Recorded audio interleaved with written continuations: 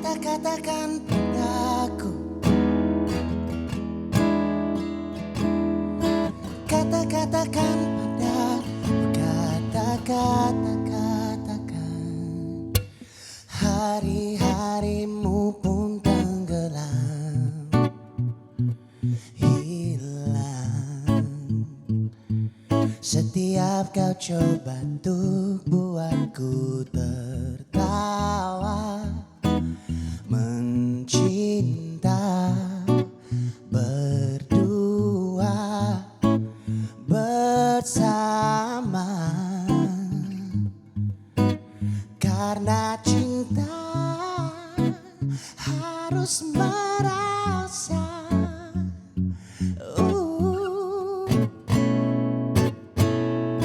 Kata-katakan padaku, katakan bila kasih pada sia. Mungkin karena luka, coba jelaskan padaku, biar ku mengerti apa yang kau mau. Bahagia bersama selamanya, janji kita.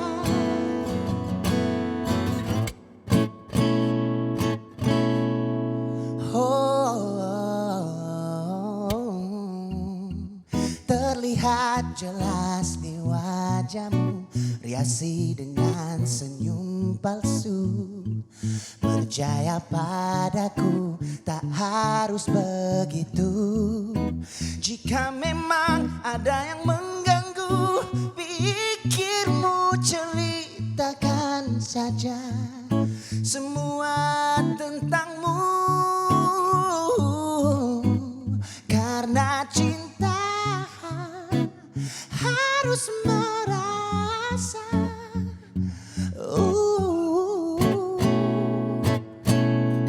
Kata-katakan padaku, katakan bila kasih pada sia. Mungkin karena luka, coba jelaskan padaku, biar ku mengerti apa yang kau mau. Bahagia bersama, bersama selamanya, janji kita. Katakanlah,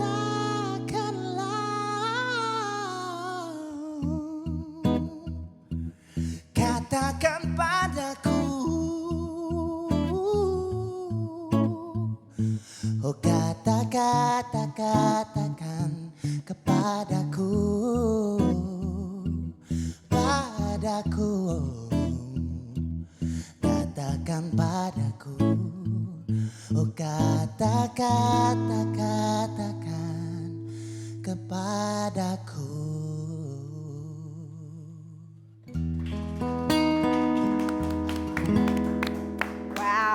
And a big welcome back to the C Morning Show, and a big welcome and applause for Sezairi with Kata. Sezairi, what an amazing performance. Sezairi. Good morning. Welcome to the C Morning Show. Thank We'd like you. to come on over, have a seat. Thank you for having me. Hey, have a seat over there. Thank you for the performance, Sezairi. Thank you. So, a quick disclaimer for our viewers who may not be familiar with Sezairi. So, you're actually from Singapore. Yes. And, well, so welcome back to Indonesia. It's not your first Thank you time, for having me. obviously. But this is interesting. It's an Indonesian-based song. I mean, that is amazing because me, as someone who speaks Indonesia, I wouldn't be able to sing something in full bahasa the way you did. So that was amazing. So tell us a little bit about Kata. I mean, it's an interesting word, first of all, for those that don't understand bahasa. Kata can, I don't even know the translation because it can be, the way you used it is katakan means speak, right? Or kata-kata means words. Right, so explain the inspiration behind kata and what the meaning is. I think kata is such a beautiful word because just like you said, right, it could mean a couple of things, and in the sense of this song, it means exactly what I wanted it to mean. All these meanings sort of make sense in the context of the song. Right. But also, it's my first time releasing a first single in bahasa. Yes. Usually when I release albums, I do have some songs in bahasa because I grew up speaking bahasa. But usually I usually have them on the end of the album. But this is the first time that I'm actually releasing it as a first single. Also because I'm just quite excited to reconnect with my bahasa speaking self, I think. It's been quite interesting for me to write in bahasa also the past couple of years. Okay. And yeah, the song is really just about me kind of trying to reconnect with my bahasaness, my Indonesianness. Your actually. Indonesian side, because your parents are from... My parents were born in Singapore, but my grandparents are Indonesian. Oh, so your grandparents are Indonesian. I'm only second generation Singaporean. Yeah, so in the household when we were growing up, we spoke bahasa, and it was kind of confusing for me because at home we'll have bahasa, in school I'll speak Malay and English, and so I'm like campur-campur gitu like. Right. My life is one big rojak. Bang Big Rujak. Oh, we love that. Hey, if he could play football too, we can have him as a diaspora. No? Yeah. Please. See, that'll work out well as well. Well, anyways, as you mentioned before, this is your first time to actually reconnect once again. You were drawn to be reconnecting with your grandparents' roots. You're here in Indonesia. But were there any differences, especially in writing songs in Bahasa compared to writing songs in English? For me, the main difference is actually, I think you can be much clearer in bahasa and there's much more freedom. Okay, because I've been writing English songs for maybe professionally for the past like 15 years. Right. And in my opinion, I think English is really difficult because a lot of things sound cheesy in the modern day context of an English pop song. Yeah. Okay. But bahasa gives you a bit more freedom to be more poetic, I think. Okay, like you can play with the words a bit more. Yeah, That's in a sense. I think it's a little hard to explain, but... I'll throw something at you. Many Indonesian artists actually say it's easier to write in English because Indonesian words, they tend to be longer. There's the pronunciation. Did you run into any of that? Because we do have more syllables in many of our words as well. I think that's because I just think in English. Right. So I overthink in English also. And so it might be a bit harder for me, especially because I use the language on a daily basis. And for me, English in song is slightly different from English in daily life. That's true. Yeah, so I think maybe for me, it's having to switch between conversational English and music English. Maybe, I don't know. I think it really depends on kind of your upbringing and what you're exposed to growing up, I think. Also. Experiences. True. Yeah. Well, and you also collaborated with an Indonesian artist for the song. Teddy Aditya, please tell us more on the collaboration. So over the pandemic, me and Teddy did this thing called Music Matters in Singapore, but we only worked online. Yes. And 2 years ago, when I was working on my previous album with Petra Sihombing in Bali, the first week that we got to know each other, he was telling me that, you know, you really remind me of a friend of mine, Teddy Aditya. And langsung di video call gitu. I was like, okay. We don't do video calls in Singapore. Yeah, whenever someone calls, it's more like, oh my God, give me 10 minutes. Just text me. Yeah, but over here, all my friends over here are just like langsung video calls. So I'm like, hi, I'm Sezairi, nice to meet you again. And we became friends from there. And we started writing together on my previous album also. And I realized that he's really very much my Indonesian counterpart. I'm such a huge fan of his music, and I'm such a huge fan of the way he writes music. Yes. And he writes in English and in Bahasa as well, so I really relate to that. So my ideas with Teddy we're always on the same frequency. So this time around, I was like, I'm gonna start writing a new album. I called him up and I said, hey, you wanna come to Singapore for a few days? It's always me coming to Jakarta. Why don't you come to Singapore for a few days? Try and do it in a different setting. And so we did for a couple of days, and we wrote a couple of songs. And Kata was the first one that we wrote, actually. Okay. What was his contribution in regards to this particular single? I would say we both contributed quite equally because we have such intense ideas. We're the kind of songwriters that our ideas are always super intense. Okay. And we're always like, gini, let's go. And it's quite animalistic in a sense where it's, I love that when I'm working with Teddy, I don't overthink also. And he really helps me to kind of, because of the fact that I learned Bahasa Melayu in school, certain words that I choose are quite different from Bahasa Indonesia. So it's really helpful to have someone to kind of teach me about my own culture as well. Right. Like, we don't use that over Yes. here. Like, your grandfather wouldn't have said that. You know, like, I'm like, okay, thank you so much for this lesson in culture and language. And so I think through my Indonesian musician counterparts, I've learned so much about the use of bahasa and like the use of expressions in Bahasa Indonesia as well. That's kind of gotten me closer to my roots, I guess, because in Singapore, I don't have anyone already to ask about my history and my family because everyone's no longer alive. Yes. So it's really interesting to learn about my culture, not from my family, but from my friends and my fans. Offers you a different perspective as well, doesn't it? Yeah, a lot of things that I grew up thinking were weird make sense now because I'm like, oh, Javanese people say that. That's why I hear that a lot when I was growing up. You grew up in not knowing what it was. Yeah, and I'm like, my grandfather, he's from Pekalongan, right? So Yeah. he speaks in this really thick Javanese accent. And I'm like, why do you have to emphasize everything you're saying? Yes. And I'm like, oh, Very Javanese. bassy. Yeah, and he has this really deep, low voice when he Yes. speaks. So I'm like, oh, that a lot of things now is quite nostalgic for me Yes. because it just brings me back to the time when I was growing up, and I really get to connect with who I am as a person without actually being from here. It's kind of cool. Yeah. Yeah. Okay, it's a very important part of your Yes. identity. Yeah, and I'm learning to embrace that as well. Yeah. And speaking of nostalgia, you chose a very unique setting for the hearing session of Kata Oh, yeah. itself. Please do tell us more. Also, we had it in this place called Subo Family, which is kind of like a home setting. I wanted to. The first time I was there, I was telling the owner that this is kind of the setup that I grew up with, because my dad, we didn't come from a very well-to-do family. When I tell people I'm from Singapore, a lot of people have this impression of what a Singaporean Yes. should be, but I didn't grow up very wealthy, so my dad had to work 3 jobs. And one of those jobs, he was a hi-fi salesman. So what he would do was he would tell his boss to put all the new stocks of all the items in our house. So he acoustically treated our living room. Wow. And I grew up around vinyls and speakers and tube amplifiers, and I got the technical aspect of music making and the love for record making from my dad. And so I kind of wanted that sense of nostalgia. Everything about this upcoming album has a sense of nostalgia for me.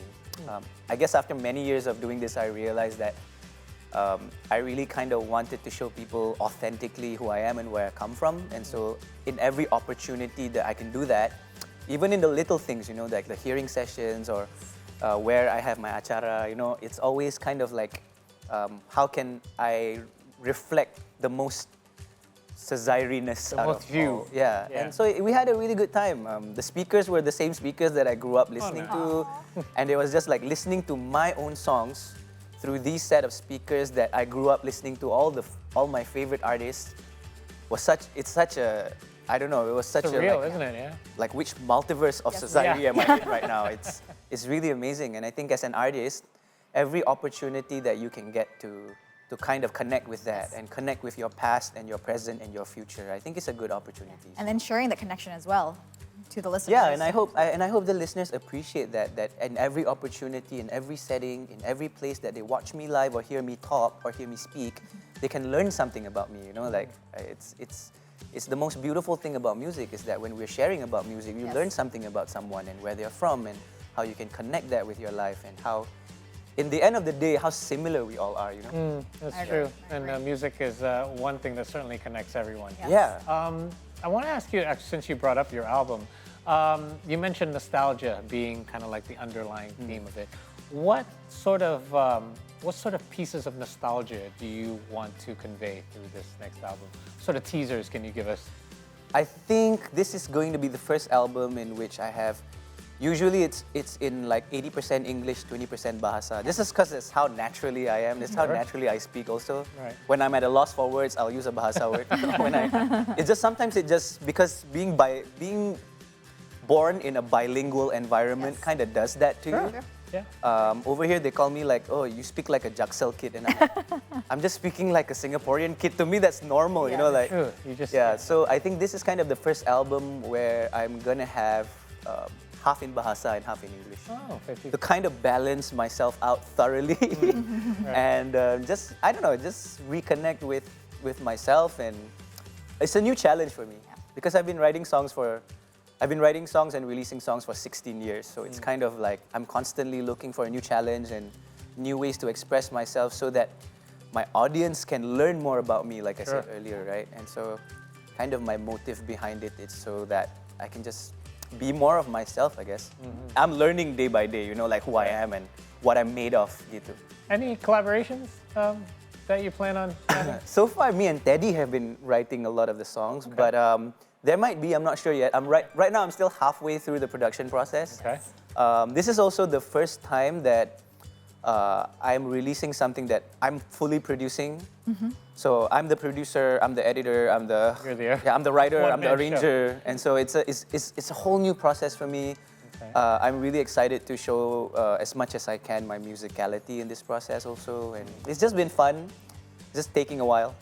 And sharing the Sezairi-ness with your Thank your you for fans. bringing that up again. Yes. Speaking of Sezairi-ness, so many of our viewers probably know you from It's You. Yes. So It's You has now over 200 million streams. Yeah, just yesterday. On various, congratulations on that milestone. More than 140 million views on YouTube. So, hopefully this your future projects will have the similar success. Hopefully, I hope so. Yes. Oh, by the way, speaking of It's You, I guess it's only right that we ask you, right? Right, of course. It won't be complete. To celebrate It's You, can you please perform for us? So congratulations once again. Thank you so much once again for dropping by, and we cannot wait for the new album. And of course, Kata is already available on streaming platforms, so please feel free to go check it out and stream it. And once again, we'd like to invite Sezairi back over to your spot as you prepare for It's You. So when was the first time you heard It's You?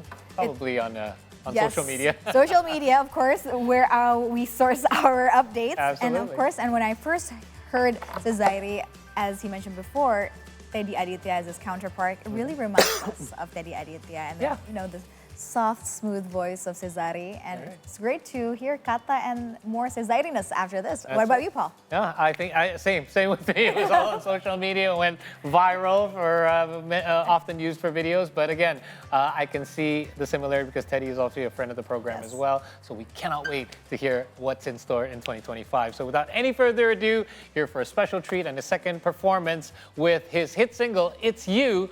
Please welcome once again, Sezairi.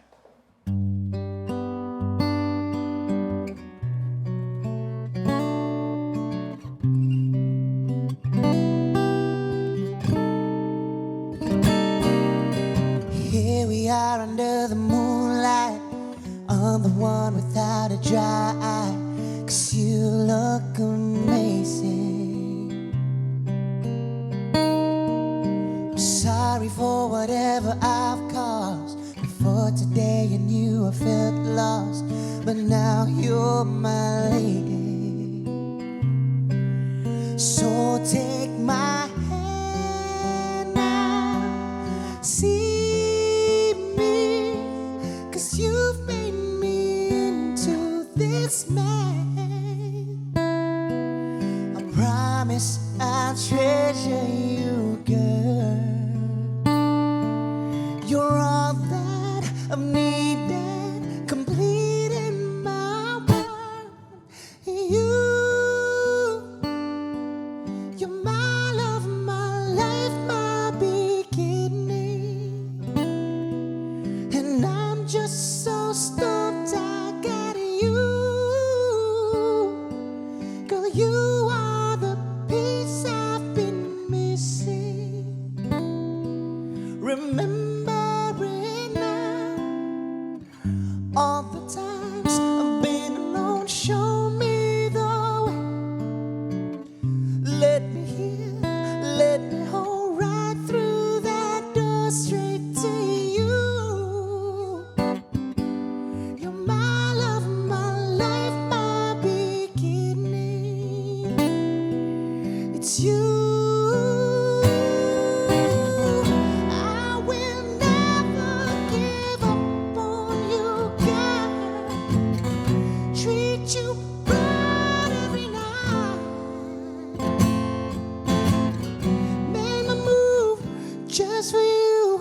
Wanna do this right. Oh,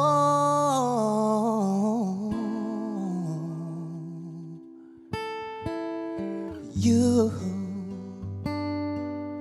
my love, my life, my beginning. And I'm just so